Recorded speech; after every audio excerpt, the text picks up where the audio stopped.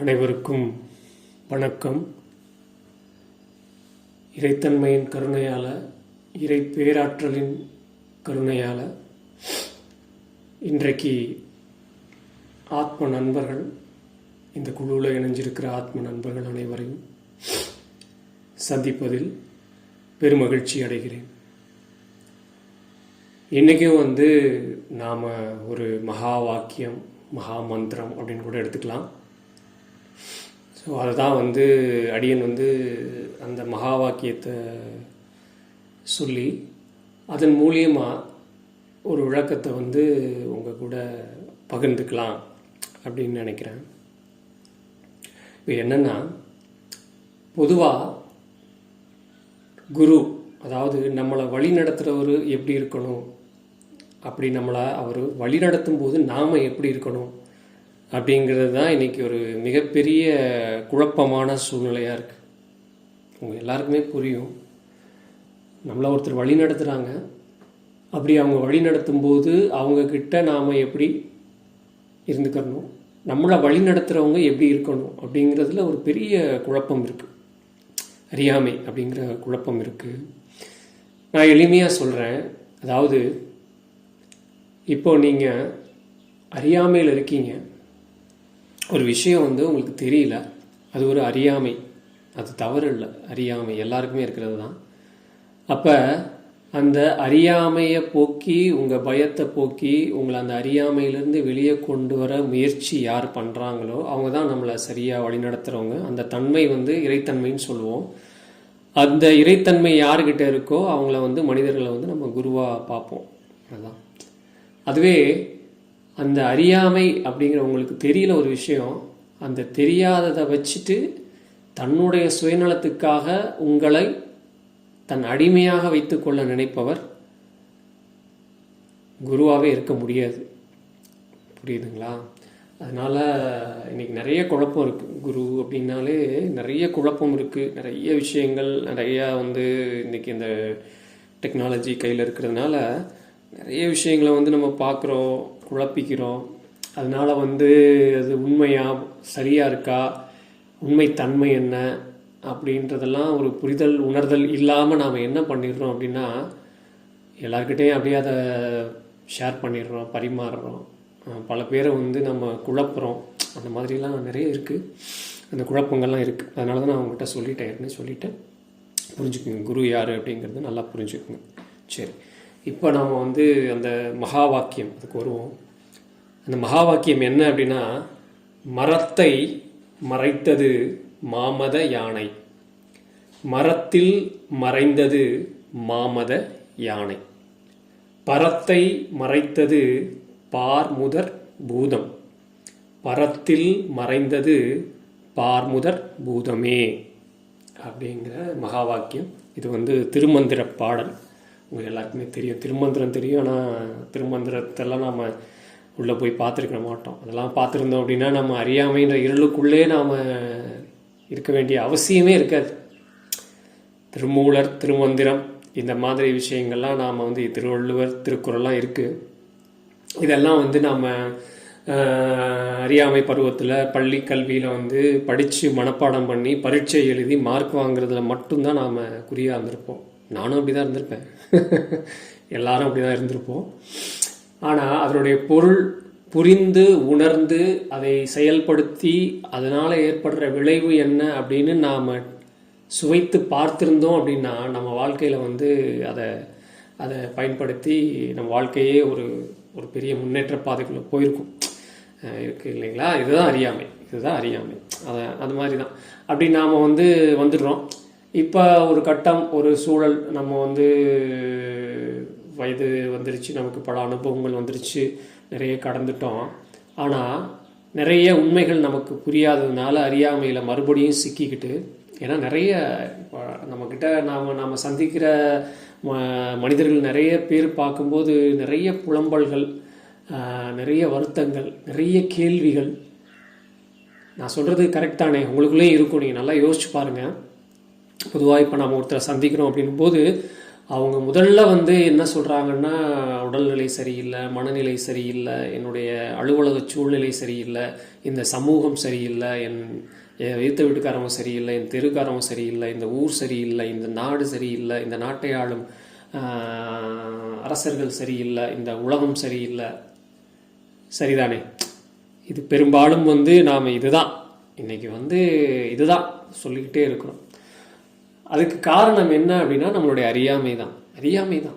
நமக்கு வந்து இப்போ திருமந்திரமோ திருவள்ளுவர் சொன்ன விஷயங்களோ நமக்கு புரிந்திருந்துருச்சு அப்படின்னாக்க நம்ம வந்து இந்த மாதிரி இது இப்படி இருக்கு, அது அப்படி இருக்குன்னு நாம் சொல்ல வேண்டிய விஷயமே இல்லை. ஏன்னா இயற்கையின் படைப்பில், இறைத்தன்மையின் படைப்பில் நமக்காக கொடுக்கப்பட்ட அத்தனையும் அற்புதங்களே.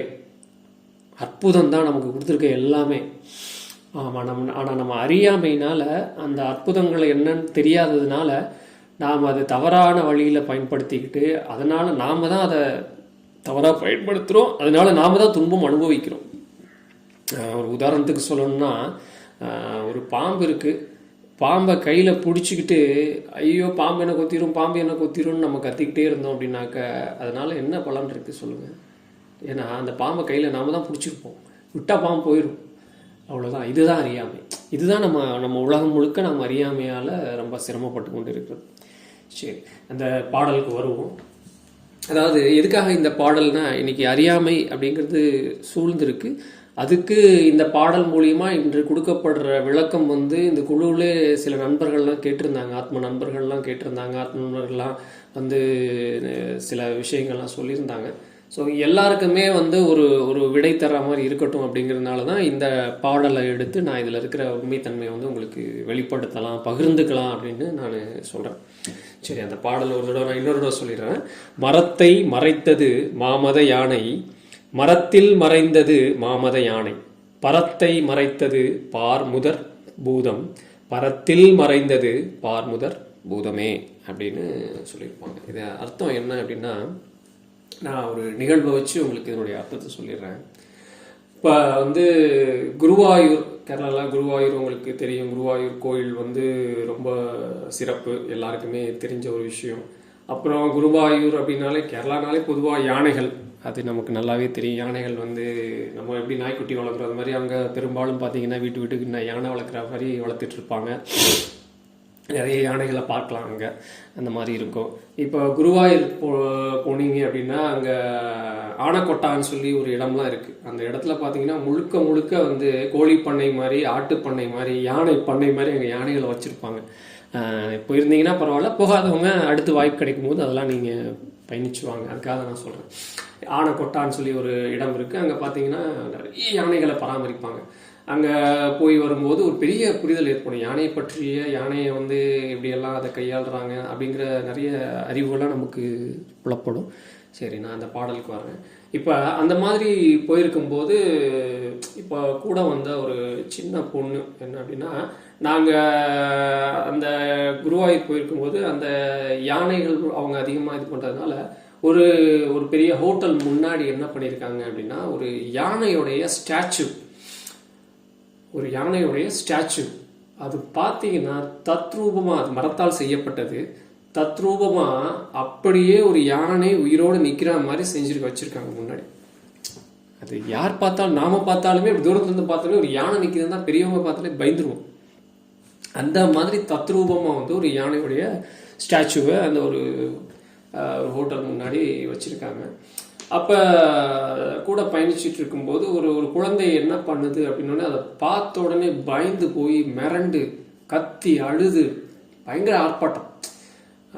பயங்கரமான ஆர்ப்பாட்டம் பண்ணி ஐயோ யானைன்னு சொல்லி ரொம்ப ஆர்ப்பாட்டம் அது செய்து. ஏன்னா நம்ம இவ்வளவு அனுபவசாலி, இவ்வளவு வாழ்க்கையில் கடந்த நமக்கே வந்து அந்த அறியாமை டக்குன்னு உடனடியாக பார்த்தோன்னே யானை மாதிரி இருக்குது அப்படின்னோடனே நம்ம பயந்துடும்.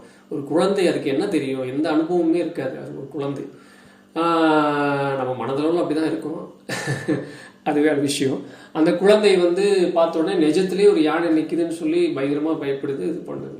அப்புறம் நான் என்ன பண்ணுறேன் அப்படின்னா, அந்த குழந்தைய வந்து உடனே இல்லைப்பா அது யானை பொம்மை தான், மரத்தில் செய்யப்பட்டது தான், அது யானைலாம் இல்லை, நீ பயப்படாத அப்படின்னு சொன்னாலும் அந்த குழந்தைக்கு வந்து அது நம்பவே இல்லை. அது ஏன்னா அவ்வளோ தத்ரூபமாக இருக்குது. அவ்வளோ துருவமாக இருக்குது. அந்த குழந்தை பயப்படுது. உடனே நான் என்ன பண்ணுறேன் அப்படின்னா, என்ன பாரு, இப்போ நான் அதை போய் தொட்டு உனக்கு நான் தொட்டு காட்டுறேன், உனக்கு புரியும், அந்த யானை அசையவே அசையாது, எந்த ஒரு இதுவும் கூடாதுன்னு சொல்லிட்டு அதை நிற்க வச்சுட்டு நான் போய் என்ன பண்ணுறேன் அப்படின்னா, அந்த யானையை போய் யானையோடைய துதிக்கையில் அப்படி கை வைக்கிறேன். எந்த அசைவும் இல்லை. யானையோடைய வாயில் கை வைக்கிறேன், எந்த அசைவும் இல்லை. யானையோட உடம்ப தொடுறேன், காலை பிடிக்கிறேன். எல்லாம் செஞ்சோடனே அது அப்படியே எந்த அசைவும் இல்லாமல் இருக்குது. இந்த குழந்தை வந்து அப்படியே கவனிச்சிட்டு இருக்கு. அப்படின்னோடனே மெல்ல அப்புறமும் அதுக்கு ஒரு சின்ன சந்தேகம், இவங்க போய் சொல்கிறாங்களோ ஏமாத்துறாங்களோ அப்படின்னு ஒரு சந்தேகம். அருகில் வர்றதுக்கு வந்து பயந்துக்கிட்டே அப்படியே மெல்ல மெல்ல அப்படியே வருது. நான் கூப்பிட்றேன், பயப்படாத, அதை பாரு நான் தொட்டுட்டேன், அது வந்து எதுவுமே பண்ணலை, என்ன எதுவும் பண்ணலை, உன்னையும் ஒன்று பண்ணாது, நீ வா அப்படின்னு சொல்லி நான் அதை கூப்பிட்றேன். அவன் மெல்ல மெல்ல பக்கத்தில் வருது. அப்புறம் அப்படியே தொடுறதுக்கு பயப்படுது. அப்புறம் நான் என்ன பண்ணுறேன் அப்படின்னா, அது கையை பிடிச்சி தொட்டு காட்டுறேன், இது பண்ணுறேன். அப்படின்னோடனே அப்புறம் தான் அதுக்கு அந்த பய உணர்வே வந்து அதை விட்டு கொஞ்சம் கொஞ்சமாக குறைஞ்சி முற்றிலும் அந்த பய உணர்வு போயிடுச்சு. இப்போ அந்த குழந்தைகிட்ட நான் சொல்கிறேன், தெளிவுபடுத்துகிறேன். அதாவது இது வந்து நம்ம மரம் இருக்கு இல்லையா, மரத்தில் வெட்டி நம்ம நாற்காலி இந்த மாதிரிலாம் செய்கிறோம் இல்லையா, அந்த மாதிரி அந்த மரத்துல பொம்மையும் செய்வோம் இல்லையா, சின்னதாக பொம்மை செஞ்சு நீ விளையாடுவ இல்லையா, அதே மாதிரி பெரிய அளவில் செஞ்சு அதன் மேலே வந்து அந்த சரியான வர்ணனை இதெல்லாம் பண்ணி அப்படியே வந்து தத்ரூபமாக யானை மாதிரியே உருவாக்கியிருக்காங்க. உண்மையான யானை வேறு. ஆனால் அது உங்களுக்கு நல்லாவே தெரியும். உண்மையான யானைன்னா அசையும், ஆடும், கழுத்தாட்டும், வாலாட்டும், பக்கத்தில் போனால் ஏதாவது பண்ணும், இவ்வளோ விஷயங்கள் உண்மையான அந்த யானை, உயிருள்ள அந்த யானை செய்யும்.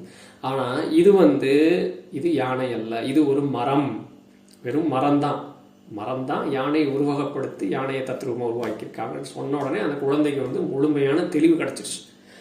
அவ்வளோதான். இனி வந்து அந்த யானை பக்கத்தில் போகிறதுக்கு அந்த குழந்தை பயப்பட வேண்டிய அவசியமே இல்லை.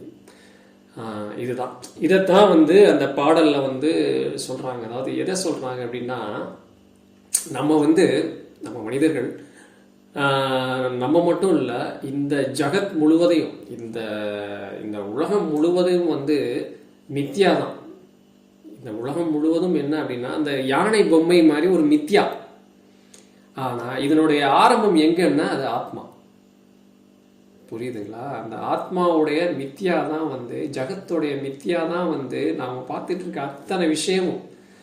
இதை பற்றியெல்லாம் நம்ம தெளிவாக ஆத்மா இதெல்லாம் பார்க்கும்போது, தனித்தனியாக பார்த்து வரும்போது தான் முழுதலாக புரிதல் ஏற்படும். நான் இப்போ இந்த கதை சொல்லி அந்த பாடலுக்குரிய விளக்கம் மட்டும்தான் சொல்கிறேன். இந்த இடத்துல மட்டும் நீங்கள் புரிஞ்சுக்க வேண்டியதை புரிஞ்சுக்குங்க, அவ்வளோதான், வேற ஒன்றும் இல்லை. ஏன்னா நிறைய குழப்பம் இருக்கு பார்த்தீங்களா. அந்த அறியாமைன்றதுல விட்டு வெளியே வரணும். நம்ம அறிவு வந்து நம்ம மெய்ப்பொருளை தெரியணும், அறிவை நம்ம வந்து என்னன்றதை புரிஞ்சுக்கிறணும், அப்படிங்கிற விஷயத்தை நீங்கள் தெரிஞ்சுக்கணுன்றக்காக தான் நான் சொல்கிறேன். மற்றபடி நம்ம அந்த ஆத்மா, பரமாத்மா, ஜகத்து, மித்யா இதெல்லாம் பற்றி தனித்தனியாக நம்ம நிறைய விஷயங்கள் பார்க்கலாம், பின்னால் பார்க்கலாம். ரைட். அப்போ இது மாதிரி தான் நம்ம வந்து ஆத்மா, மித்யா அதை கூட விடுங்க. நம்ம அன்றாட வாழ்வில் வந்து நான் ஏற்கனவே நிறைய பதிவுகளில் அடிக்கடி நான் வந்து ஞாபகப்படுத்திகிட்டே இருப்பேன். மனம் ஒரு மாய அரக்கன், மனம் எனும் மாய பிசாசு அப்படின்னு சொல்லுவேன்.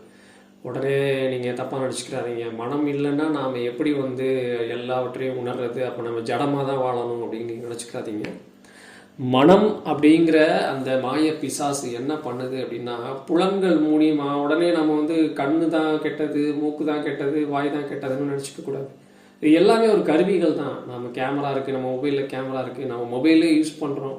புரியுதுங்களா? இது எல்லாமே அதுக்காக வந்து மொபைலே தப்பானது, டெக்னாலஜியே தப்புன்னு நம்ம சொன்னோம் அப்படின்னா அது அறிவே கிடையாது.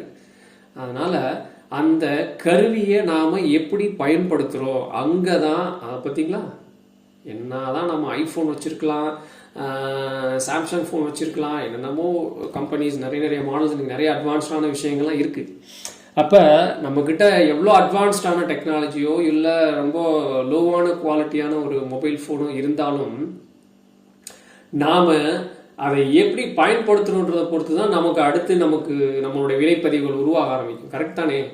அது மாதிரி தான் நம்ம கண், காது, மூக்கு, தொடு உணர்ச்சி, வாய், நாக்கு, இப்படி நம்மளுடைய ஐம்புலன்கள்னு வச்சுக்கோங்களேன். அதே மாதிரி தான் நம்ம இந்திரியங்கள், சரிங்களா? ஆனால் இதை எல்லாத்தையும் ஒன்று கூடி ஒரு விஷயத்தை வந்து கிரகிக்கக்கூடியது வந்து மனம்தான். என்ன பண்ணும்னா, இது வேணும், இது வேணாம், அப்படி இப்படின்னு வேகமாக வந்து சூஸ் பண்ணும். ஆனால் இதுதான் மித்யா. சொன்னேன்ல, அந்த யானை பொம்மை, மரம், இதுதான் மித்யா. ஆனால் இது இப்படிதான், இது மெய்ப்பொருள், இது அறிவு, இது தவறு, இது சரி அப்படிங்கிறத சரியா முடிவெடுக்கிற புத்தி ஒன்று இருக்கு பார்த்தீங்களா? நம்ம புத்தி இருக்கு பார்த்தீங்களா? அதுதான் ஆத்மா.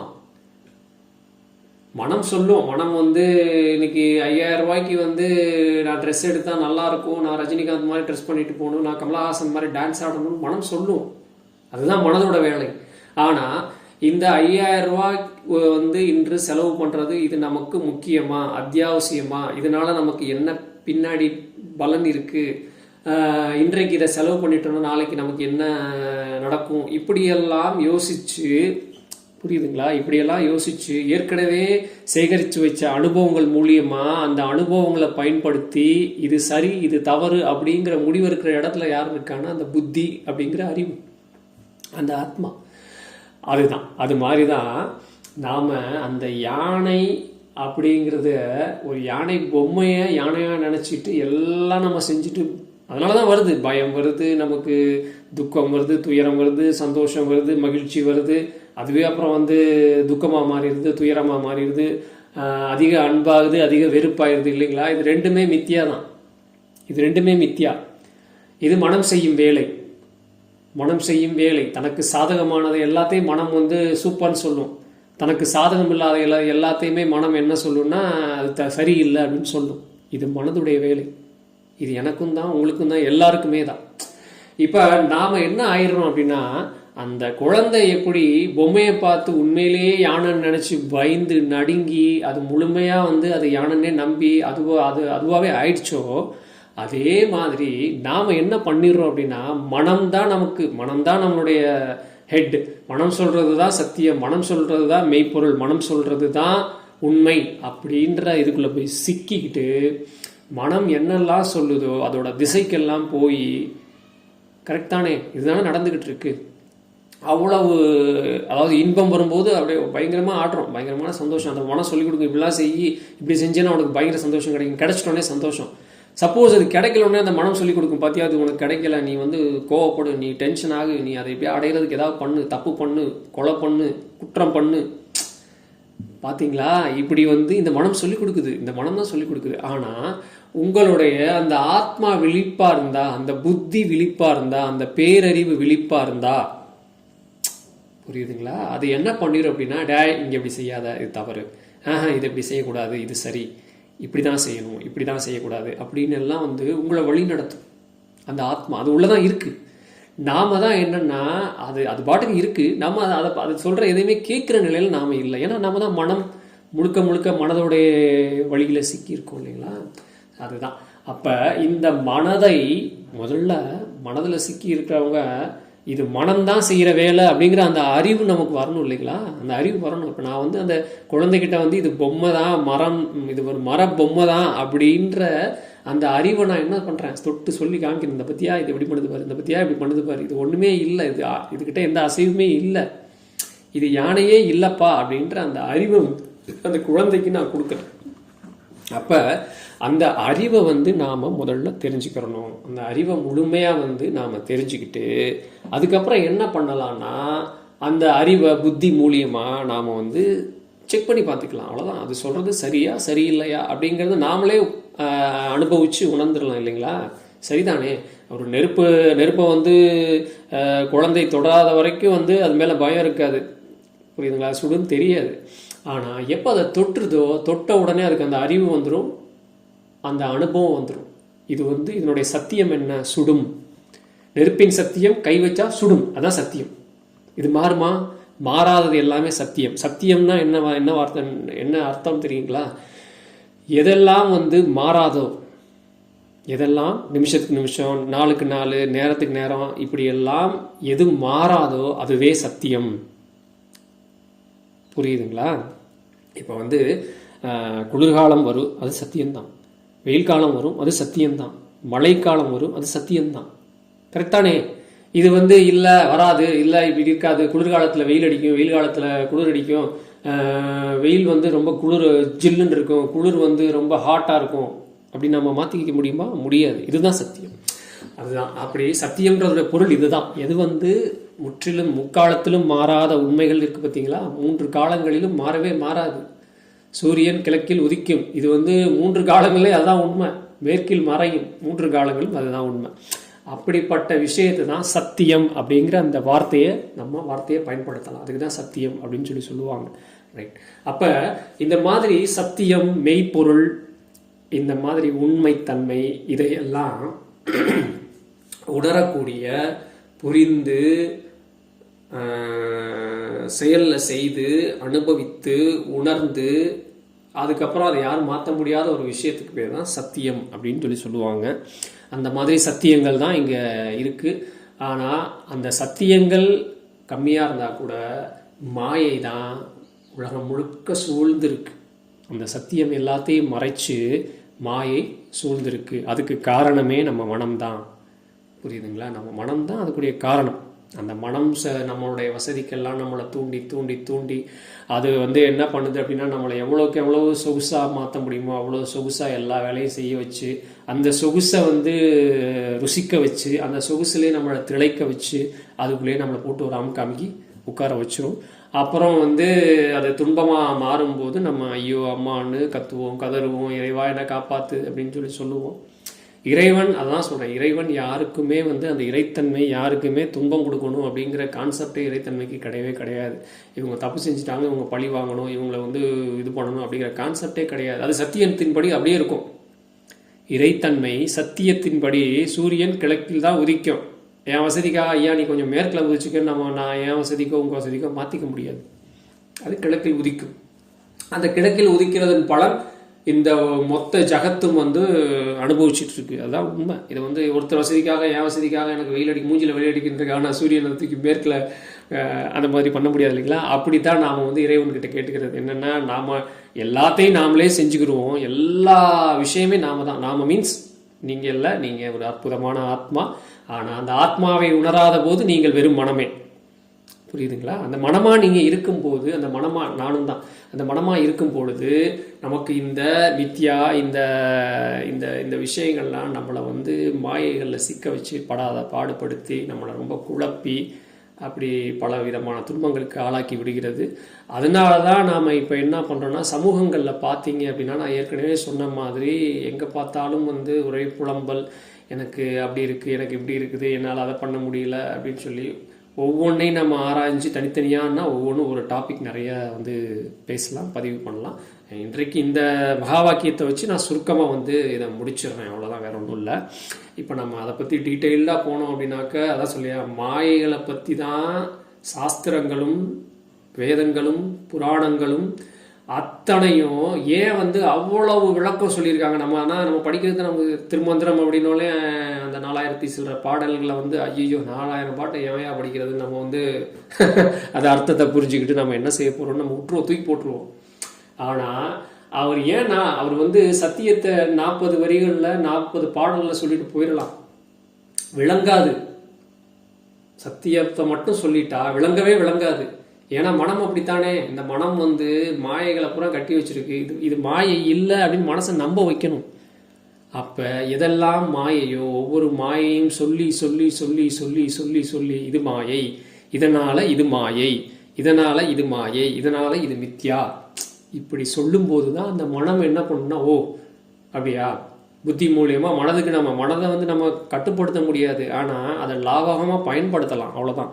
அப்படியே அந்த லாவகமாக மனதை பயன்படுத்துறதுக்காகத்தான் அவங்க என்ன பண்ணுறாங்கன்னா, நாம் உருவாக்கி வச்ச மொத்த அந்த மாயைகளையும் சொல்லி சொல்லி சொல்லி திருக்குறளா அந்த பாடல்களில் வந்து அவர் வந்து முழுக்க முழுக்க முழுக்க முழுக்க நம்ம வந்து இந்த சமூகம் மாயைகளால் எதெல்லாம் சிக்கிக்கிறோம் அப்படிங்கிறத நான் ஒரு சொல்லி பாடலாக வந்து குறளாக வந்து வெளிப்படுத்தி சொல்லிட்டு போயிருப்பாங்க. அது மாதிரி திருமந்திரம் அப்படின்னு வச்சுக்கோங்களேன். அப்படி இப்போ நீங்கள் இப்போ உள்ள சூழ்நிலையில், இன்றைய சூழ்நிலையில் இந்த பாடல் மூலியமாக நீங்கள் தெரிஞ்சிக்க வேண்டிய ஒரே ஒரு பாயிண்ட் அதுதான். அந்த ஒரு பாயிண்ட்காக தான் இந்த மொத்த விளக்கம் இவ்வளோ நேரம் நான் பேசிகிட்டு இருக்கேன். எந்த ஒரு விஷயமும் இது மனம் சார்ந்ததா அறிவு சார்ந்ததா அப்படிங்கிறத ஒரு நிமிஷம் நீங்கள் யோசிங்க. ஒரு நிமிஷம், ஒரு செயல் செய்கிறதுக்கு முன்னாடி மனம் உங்களை தூண்டினோடனே அதை உடனே செயலாக்குறத ஒரு நிமிஷம், அந்த ஒரே ஒரு நிமிஷம் கேப் விட்டு, இது வந்து சரியானதா, இது நம்ம செய்யலாமா வேண்டாமா, இதை நம்ம பேசலாமா வேண்டாமா, இதை சாப்பிடலாமா வேண்டாமா அப்படின்னு லைட்டாக புத்திக்கிட்ட வந்து ஒரு சின்ன கேள்வி கேட்டு பாருங்க. அந்த நிமிடம் உங்களுக்கு வந்து விழிப்புணர்வு ஸ்டார்ட் ஆயிடும். அதை தான் விழிப்புணர்வுன்னு சொல்லுவாங்க. விழிப்புணர்வு அப்படின்னா எப்போ பார்த்தாலும் அப்படியே அலர்ட்டாகவே இருக்கிறது அப்படின்னு நினச்சிக்கிறாதீங்க. விழிப்புணர்வு அப்படின்னா என்னென்னா, மனம் நம்மளை சிக்க வைக்க ட்ரை பண்ணும் போதெல்லாம் நாம் வந்து புத்திக்கிட்ட ஒரு வார்த்தை, இதை செய்யலாமா வேண்டாமா அப்படின்னு அப்படி திரும்பிட்டோன்னு வச்சுக்கோங்களேன், புத்தி நம்மளை வழி நடத்திடும். ஆனால் அந்த மனம் என்ன பண்ணும் தெரியுமா, வேகமாக நம்மளை கோவப்படு, இவனை அடி, இவனை குத்து, இவனுக்கு பதில் செய்யி, இவனை வந்து ஏதாவது பண்ணு, இதுக்கு ஒரு இப்படி பண்ணு அப்படி பண்ணுன்னு ஒரு ஒரு ஒரு சில நொடிகளில் வந்து நமக்கு 1000 சஜஷன்ஸை அள்ளி கூச்சிக்கிட்டு இருக்கும். அந்த நேரம் ஒரு சின்னதாக ஒரு அமைதியை கடைபிடிச்சி பின்னாடி திரும்பி புத்திக்கிட்ட கேட்டுட்டோம்னு வச்சுக்கோங்களேன், அந்த நேரம் தப்பிச்சிருக்கும். இதுக்கெல்லாம் வந்து பெரிய பெரிய ஞானிகளும் மகான்களும் நிறைய விளக்கங்கள், நிறைய எளிய விளக்கங்கள், புரிதல்கள்லாம் சொல்லியிருப்பாங்க. உங்களுக்கு தெரியாது இருக்காது, உங்களுக்கு எல்லாம் தெரியும். உங்களுக்குன்னு இல்லை, எனக்கும் எல்லாருக்குமே வந்து யாருக்குமே தெரியாதுன்னு கிடையவே கிடையாது. ஆனால் மாயை அதை மறைச்சிருக்கு, அவ்வளோதான். அந்த மாயை வந்து மறைச்சி மேலே போட்டு மூடி உட்காந்துருக்கு. எப்போ நாம் வந்து நமக்குள்ளே அந்த ஆத்மாங்கிற புரிதல் வந்துருச்சோ அப்போ அந்த மாயை வந்து நம்ம உடச்சிட்டே வருவோம். எவ்வளோதான் மாயை நம்மளை போட்டு மூட ட்ரை பண்ணோம், நம்ம அதை உடச்சிக்கிட்டே இருக்கும். அந்த புரிதல் வர்றது தான் ரொம்ப முக்கியம். அதுதான் இந்த பாடல்லே வந்து சொல்லப்பட்டிருக்கு. என்ன அப்படின்னா, நாம் இப்படித்தான் வந்து மாயைகளை கண்ணு முன்னே நம்ம புலன்களால் உணர்கிற அந்த மாயைகளை அதுதான் சத்தியம் அப்படின்னு நம்பிட்டு உடனே நாம் வந்து ரியாக்ட் பண்ண ஆரம்பிச்சிடுறோம். அந்த ரியாக்ஷன் வந்து ஆகுதுன்னா தான் சொல்லி வினை, எந்த ஒரு செயலும் எந்த ஒரு வினைக்கும் எதிர்வினை உண்டு. இது உங்களுக்கு தெரியும். இது நாம் வந்து சயின்ஸ்லேயே நம்ம படிச்சிருப்போம். நமக்கு இது ஒரு சயின்ஸ் அப்படிங்கிறது நமக்கு நல்லா தெரியும். எந்த ஒரு எதிர்வினையும் ஒரு வினை இல்லாமல் வரவே வராது. இதுதான். அப்போ நமக்கு தெரியாமல் ஒரு நாள் 24 மணி நேரத்தில் ஏகப்பட்ட வினைகளை தூக்கி எரிஞ்சிருப்போம். இந்த மனம் நம்மளை எரிய வச்சிருக்கும். நம்ம மறந்துடுவோம், நேற்று செஞ்சுட்டு இன்றைக்கு மறந்துடுவோம். ஆனால் அந்த வினை வந்து எரிஞ்சது தான். அதுக்கு எதிர்வினை திரும்ப வந்தே தீரும். நாம் செய்த வினைக்கு எதிர்வினை வந்தே தீரும். அதுக்கு தான் நாம் பல பிறவிகள் எடுப்போம். அந்த வினையெல்லாம் ஒரு கர்ம பதிவாக சேர்த்து மொத்தமாக ஒரு பேக்கில் போட்டு ஒரு பேங்க்கில் வந்து நம்ம டெபாசிட் பண்ண மாதிரி டெபாசிட் பண்ணி வச்சுருப்போம். திரும்ப அந்த வினையெல்லாம் தீக்கிற வரைக்கும் நாம் திரும்ப வந்துக்கிட்டே தான் இருப்போம். அதுதான் ரூல். அதுதான் வந்து இறை சட்டம்னு சொல்லுவோம்னு வச்சுக்கோங்களேன். இறை சட்டம் அதுதான். நான் என்ன வந்து வினை கொடுக்குறேனோ அந்த வினையை திரும்ப நான் அதை அனுபவித்து அதை உணர்கிற வரைக்கும் அந்த வினைப்பதிவு வந்து நம்மளை விட்டு நகரவே நகராது. அதுவரை நான் வந்து போய்கிட்டு தான் இருக்கணும். பல பிறவிகள், பல விஷயங்கள்லாம் இருக்குது. ரைட். இப்போது இன்றைக்கி நீங்கள் அந்த ஒரு பாயிண்டில் நீங்கள் தெளிவாக இருந்துக்கங்க. இது மாதிரி நம்மளை சுற்றி இருக்கிற மாயை, மனமெனும் மாயை, ஒரு மனமெனும் அந்த ஒரு இந்திரியம் என்ன பண்ணுது அப்படின்னா, மாயைகளை பூரா நம்ப வச்சு நம்மளை வந்து ரொம்ப சிரமத்துக்குள்ளாக்குது. அதனால தான் நம்ம கஷ்டப்படுறோம். நம்ம குடும்பத்தில் அன்றாட நமக்கு வந்து பொருளாதார பிரச்சனை வருது, உறவுகளுக்குள்ள பிரச்சனை வருது. சரிதானே? பொருளாதார பிரச்சனை பெரிய பிரச்சனை, உறவுகளுக்குள்ள பெரிய பிரச்சனை, புரியுதுங்களா? அப்புறம் வந்து நம்ம வேலை செய்கிற இடத்துல, அலுவலகத்தில், நம்மளுடைய சமூகம், நம்ம வீடு, பக்கத்து வீடு, எதிர்த்த வீடு, இதெல்லாம் நீங்கள் உட்காந்து ஒரு நிமிஷம் ஒன்றும் இல்லை. இன்னைக்கு ஒருத்தர் வந்து காலையில் வந்து நம்ம கூட வந்து சின்னதாக ஒரு சண்டை இழுத்துட்டு போயிடுறாங்கன்னு வச்சுக்கோங்களேன். அந்த நேரம் அடுத்து உடனே வந்து இவனை எப்படி நம்ம என்ன பண்ணலாம் அப்படின்ற நினைப்பை தூக்கி போட்டுட்டு, இவங்க ஏன் நம்மக்கிட்ட சண்டைக்கு வந்தாங்க, இதுக்கு என்ன காரணம்னு அப்படி மெதுவாக உட்காந்து யோசிச்சு பார்த்தீங்கன்னு வச்சுக்கோங்களேன், உங்களுக்கே தெரிஞ்சிடும். ஒரு நாள் நீங்கள் அவங்கள வந்து திருப்பீங்க. உங்களையே அறியாமல் ஒன்றும் இல்லை, சின்னதாக ஒரு கிண்டல் பண்ணிட்டாலே அது வந்து வன்மமாக மாறி இல்லைங்களா?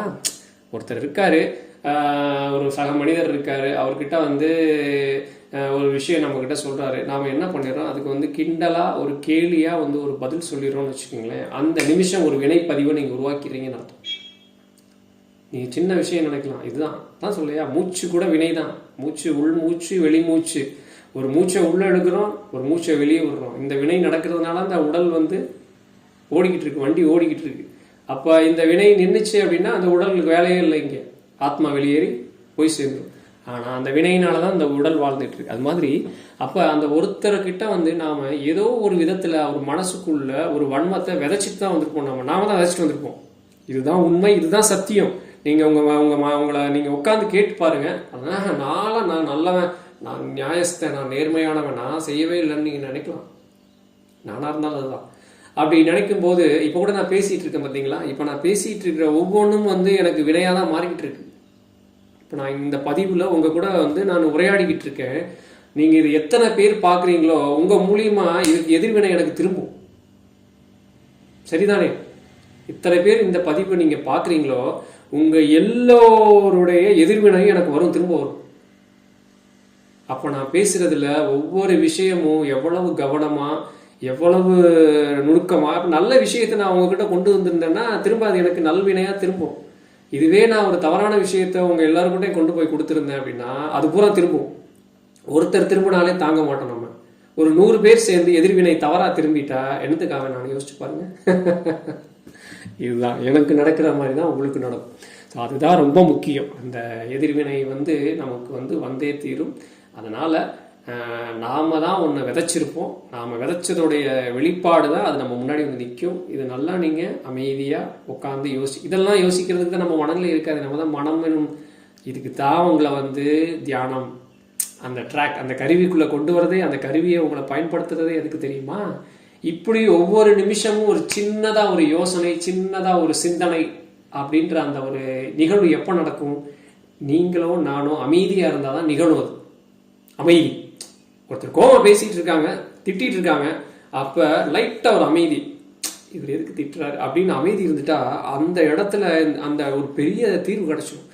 ஆனால் அந்த கோபம் அவர் ஒரு வார்த்தை சொன்னோடனே மனம் உடனே ரிப்பீட் ஒரு வார்த்தையை ரெடி பண்ணிடும். நீங்கள் ஒன்று விடுவீங்க, திரும்ப அவர் 2 வார்த்தை விடுவார், நான் 4 வார்த்தை விடுவேன். பார்த்தீங்களா? வினை விட விட விட பெரிய கலவரமாகி அவர் சார்ந்த நண்பர்கள், அவர் குடும்பம், அவருடைய எல்லாரும் நமக்கு எதிரியாக திரும்பிடுவாங்க.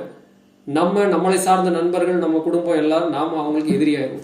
பார்த்தீங்களா? ஒரு சின்ன நிகழ்வு எவ்வளோ பெரிய ஒரு பிரளயத்தையே உருவாக்குது. பார்த்தீங்களா?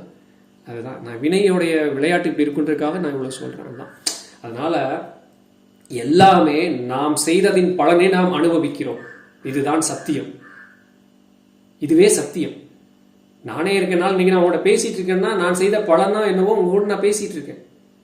அப்படி நான் புரிதல் இருக்கிறதுனால தான் அவங்க கூட வந்து என்னுடைய புரிதல்களை வந்து நான் அவங்க கூட பகிர்ந்துட்டு இருக்கேன்.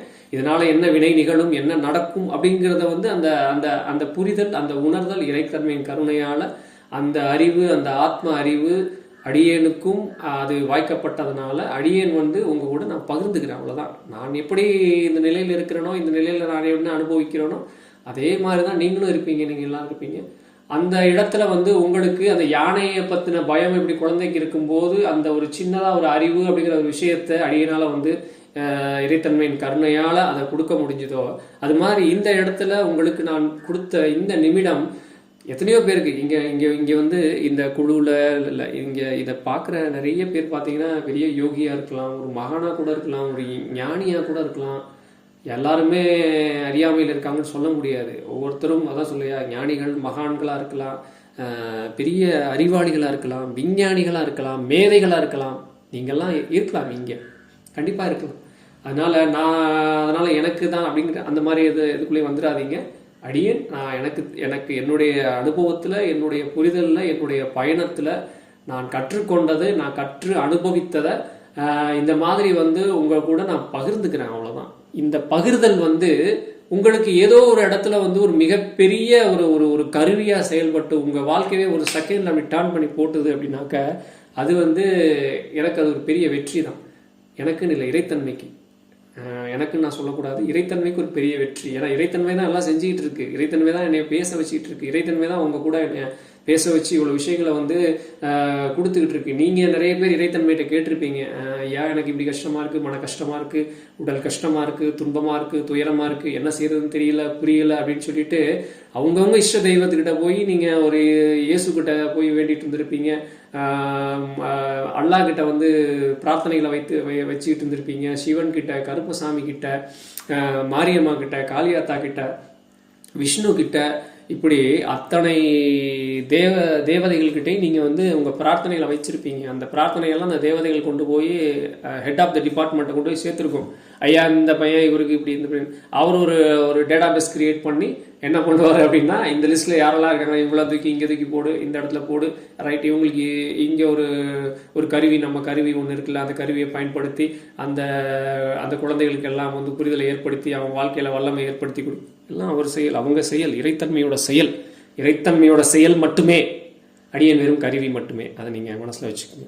ரைட். அதனால் இனி வரப்போகிற அடுத்தடுத்து வந்து பதிவுகளில் வந்து நான் ஒவ்வொரு விஷயங்கள் சமூக நடப்பு, அதாவது என்னென்னா நான் எளிமையாக கொண்டு வரதுக்கு தான் என்னுடைய விருப்பம். அதாவது இந்த குழுவினுடைய விருப்பம், இறைத்தன்மையோட விருப்பமே நம்ம வந்து இப்போ நம்ம வேதாந்தம், சித்தாந்தம் இப்படி எல்லாம் படித்து புரிஞ்சு அதுக்கான காலகட்டங்கள் நமக்கு இறைத்தன்மையின் கருணையால் வந்து அது நம்மளுடைய இதே வேறு மாதிரி, நம்ம கர்மா வேறு மாதிரி நம்ம உருவாக்கிக்கிட்டோம்.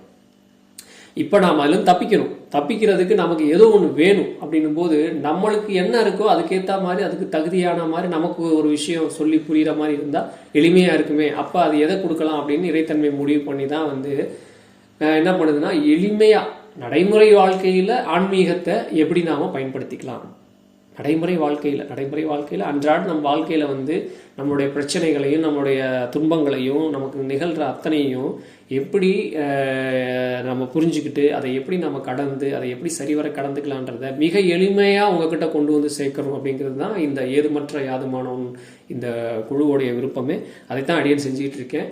அதனால் நான் ஒவ்வொன்றும் வந்து ரொம்ப வேதாந்த பாஷையில், சித்தர்கள் பாஷையில் அந்த மாதிரி போகிறோம் அப்படின்னாக்கா அது ரொம்ப வந்து குழப்பங்களை உருவாக்கும். அதனால தான் நடைமுறை வாழ்க்கை, பாஷையில் வந்து நாம் ஒருத்தர் என்னங்க எப்படி இருக்கீங்க, நல்லா இருக்கீங்களா, இப்படி அந்த பாஷையில் எளிமையாக உங்களுக்கு இந்த மாதிரியான அறிவை வந்து உங்களுக்கு வந்து பகிர்ந்துக்கணும் அப்படிங்கிற ஒரு விருப்பத்தோடு தான் இந்த குழு செயல்படுது. அதனால் நீங்கள் தொடர்ந்து கவனிச்சுட்டே வாங்க. நான் அன்றாட நிகழ்வுகள், அன்றாட வந்து என்னை நோக்கி வர்ற கேள்விகள் இதெல்லாம் எடுத்துக்கிட்டு தான் நான் வந்து ஒரு டாப்பிக்கவே சூஸ் பண்ணி அதை வந்து அதனுடைய விளக்கத்தை கொண்டு வந்து உங்கள் முன்னாடி வைப்பேன். இந்த ஒரு பாடலுடைய விளக்கமே பல பேருடைய கேள்விகளுக்கு பதிலாக இருக்கும், விடையாக இருக்கும். அதனால தான் இப்படி ஒரு டாபிக் சூஸ் பண்ணி நான் உங்களோட பேசியிருக்கேன். அதனால் இதை நீங்கள் கவனிங்க. அடுத்தடுத்து நான் பதிவுகள் வந்து உங்களுக்கு போடுறேன். நீங்கள் வந்து செய்ய வேண்டியதெல்லாம் ஒன்றே ஒன்று தான் நான் அடிக்கடி சொல்லுவேன். இங்கே யாரும் வந்து குறைந்தவர்களும் கிடையாது, யாரும் பெரிய ஆளும் கிடையாது. எல்லாருமே அற்புதமான ஆத்மாக்கள். நாம் அனைவரும் ஆத்ம நண்பர்கள், அவ்வளோதான். இந்த ஆத்மா அவங்க சக ஆத்மாவுக்கு உதவி செய்து அந்த ஆத்மாவும் நான் பெற்ற பயனை அது அடையட்டும், அதுவும் தன் நிலையை உணர்ந்து அது எங்கே போகணுமோ போய் சேரட்டும் அப்படிங்கிற அந்த ஒரு புரிதலோடு தான் இந்த ஆத்மா சக ஆத்மா கூட பயணிக்குது. அதனால் அந்த மாதிரி எதுவுமே நீங்கள் நினச்சிக்க வேண்டாம். இங்கே வந்து மனித உறவுகளுக்கு அதுக்கும் சம்மந்தமே இல்லை. ஆத்ம உறவு மட்டும்தான்.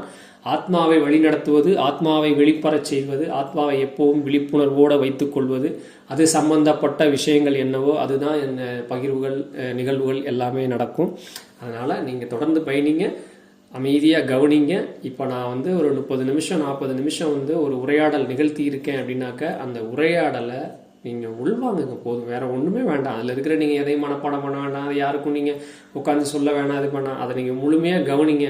காதில் ஹெட்ஃபோன் மாட்டிக்கிட்டு அதை சொல்கிற அந்த 40 நிமிஷம், அதாவது டெய்லி தினமும் வந்து நமக்கு நிறைய வேலைகள் இருக்கும், நிறைய சுமைகள்லாம் இருக்கும்.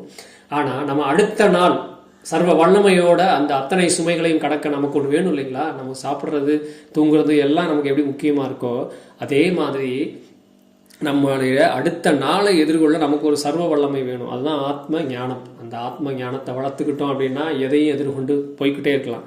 அப்படி அந்த ஆத்ம ஞானத்தை இங்கே கிடைக்கிற அந்த 30 நிமிடங்கள் 40 நிமிடங்கள் அப்படின்னா நான் பதிவு பண்ணேன்னா உங்களுக்கு எப்போ நேரம் கிடைக்கிறதோ அது இரவில் வந்து அந்த 9 to 10 நான் வந்து உங்களுக்கு இதை பண்ணிடுறேன். நீங்கள் 10 மணி அந்த டைமுக்குள்ளே வந்து இதை கேட்டுட்டு படுத்துங்க, அவ்வளோதான். இதில் கேளுங்க, உங்களுக்கு ஒரு விஷயம் நடக்கும், உங்களுக்குள்ள ஒன்று நடக்கும், கேட்டுங்க, உள்வாங்கிங்க, அவ்வளோதான். நீங்கள் காலைல எழுந்துச்சு நீங்கள் உங்கள் வேலையை பார்த்து நீங்கள் பாட்டுக்கு உங்கள் வேலையை வந்து சிறப்பாக செஞ்சுட்டு இருக்கலாம். நான் என்னுடைய வேலையை செய்துட்டு இருப்பேன். திரும்ப அடுத்த நாள் வந்து இரவு வந்து உங்களுக்கு ஒரு பதிவு இல்லை சில பகிர்வுகள்லாம் நான் இந்த குழுவில் செய்வேன். அதை நீங்கள் அதை அப்படியே தொடர்ந்து வந்துக்கிட்டே இருங்க. உங்களுக்குள்ள ஒரு வல்லமை கூடிக்கிட்டே இருக்கிற மாதிரி நீங்கள் உணர்வீங்க, நிச்சயம் உணர்வீங்க. அந்த உணர்வு ஏற்பட்டோன்னே நீங்கள் என்ன பண்ணுவீங்கன்னா இங்கே பயணிக்கிறத நேரத்தை இன்னும் அதிகப்படுத்த ஆரம்பிப்பீங்க. அவ்வளோதான். உங்களுக்குள்ள அந்த வல்லமை வரணும், நீங்கள் சுபிட்சமாக இருக்கணும். நீங்கள் ஆனந்தமாக இருந்தால் நானும் ஆனந்தமாக இருப்பேன், நம்ம எல்லோரும் ஆனந்தமாக இருப்போம், இந்த சமூகம் ஆனந்தமாக இருக்கும். சமூகம் ஆனந்தமாக இருந்தால் இந்த உலகமே ஆனந்தமாக இருக்கும். அவ்வளோதான். இவ்வளோதான் வந்து அடியனுடைய விருப்பம்னு வச்சுக்கோங்க. இறைத்தன்மையுடைய விருப்பம், அடியன் வந்து அதை கருவியாக செயல்படுத்திட்டு இருக்கேன். அவ்வளோதான். ஸோ தொடர்ந்து நீங்கள் பயணிங்க. நம்ம மீண்டும் அடுத்த பதிவில் சந்திப்போம். மறந்துடாதீங்க, இந்த மரத்தை மறைத்தது மாமத யானை, மரத்தில் மறைந்தது மாமத யானை, பரத்தை மறைத்தது பார்முதற் பூதம், பரத்தில் மறைந்தது பார்முதற் பூதமே. இனிமேல் அறியாமை உங்கள் முன்னாடி வந்து நிற்கும் போதெல்லாம் இந்த பாடல் ஞாபகத்துக்கு வரணும். ஞாபகம் வச்சு நீங்கள் உங்கள் புத்தி மூலியமாக செயல்பட்டு அந்த அறியாமையை தகர்த்தெறிகிறதுக்கு இது ஒரு பெரிய ஊன்றுகோலாக இருக்கணும் அப்படிங்கிற அந்த விருப்பத்தை தெரிவிச்சுட்டு, இறைத்தன்மையின் கருணையால், இறை பேராற்றலின் கருணையால் இன்றைக்கு அடியே உங்கள் கூட வந்து இப்பேற்பட்ட ஒரு மாபெரும் மகா வாக்கியத்தை பகிர்ந்து அதன் இறைத்தன்மையின் கருணையால் கிடைச்ச அந்த அனுபவ அறிவை அவங்க கூட பகிர்ந்துக்கிட்டதுக்கு பெரும் நன்றியை தெரிவிச்சுக்கிறேன். நன்றி நன்றி நன்றி.